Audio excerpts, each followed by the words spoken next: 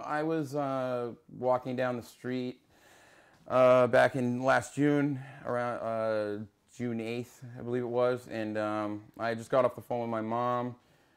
We had had a death in my family. My brother had passed, and I was kind of consoling her, so I was kind of in a little headspace. And then also I was at a crosswalk at Northeast 12th and Broadway, and yeah, these guys, they were in a truck.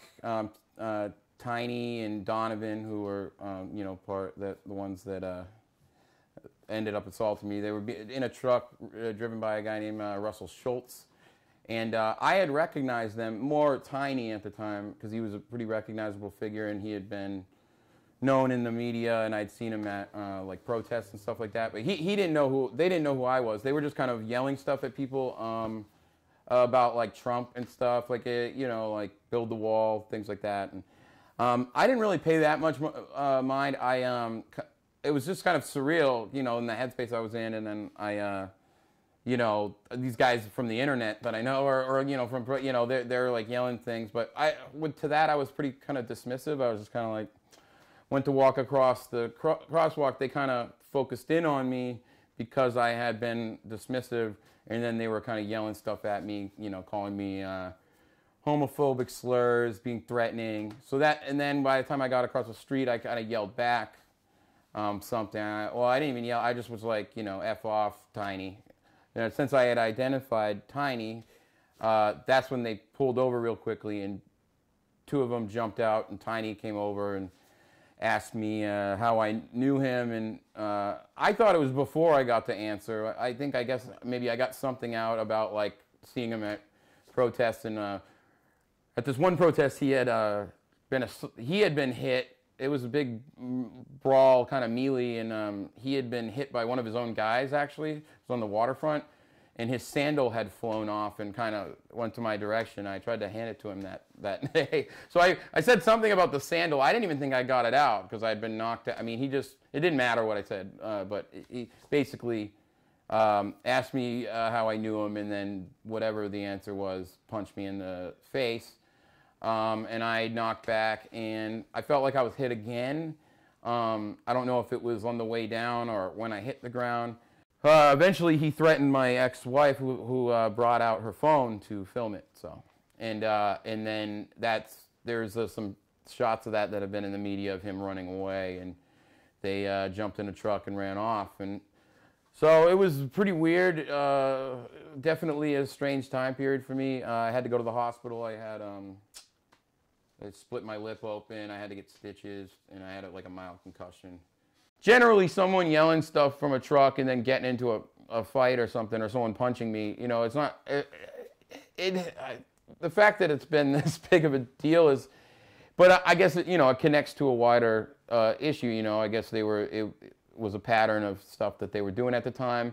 I wasn't the only one. When I'm just the victim, it's not really that big of a deal for me. But then when it turns out they're doing this to other people, so that was really my motivation. But I didn't really want to partake in the process too much. I don't really.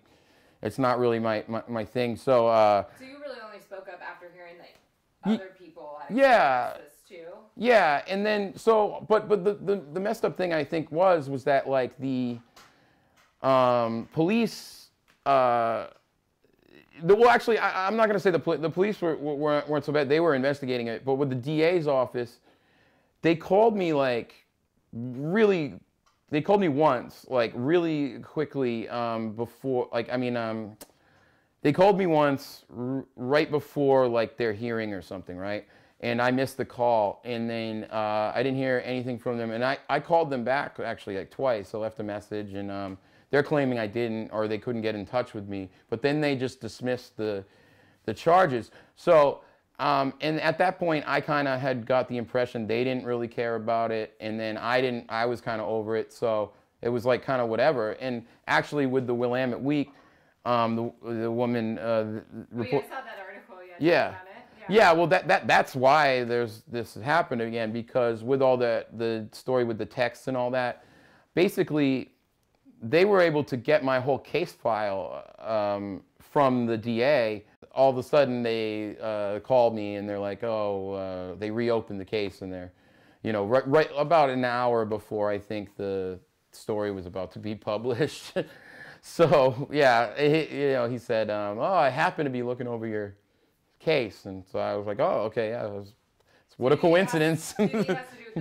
People have asked like, "Oh, are you happy about this or whatever?" And like, I'm not unhappy about it. I'm not really happy about.